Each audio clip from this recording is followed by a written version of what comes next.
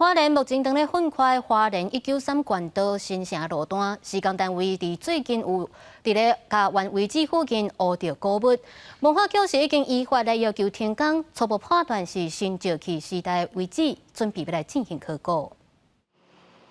为着要消透疏花案完成了后，大桥线的车流，花莲193县道新城路段正在做分开工程，因为附近交原遗址施工的过程都要伫遐监督。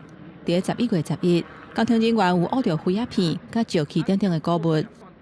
现场发现的树面陶大概约有15件，那另外还有一些打玻石器2件。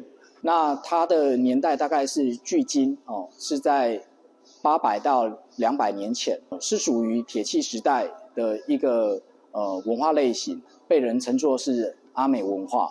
文化局以文资法要求就要先停工。虽然工程单位愿意配合，不过有部分的员工私底下讲，停工3礼拜外，嘛无看到相关的人员来来调查。不过停工就等于是无薪水，希望会当赶紧恢复施工。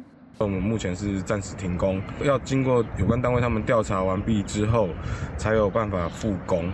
那可能会影响到我们工期啦，没有办法如期预计在114年9月完工这样子。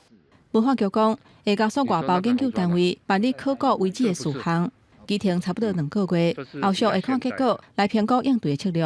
也若建设处表示，其他的路段会分配施工，不过敢会影响193县道完工的日期，要搁来观察。记者综合报道。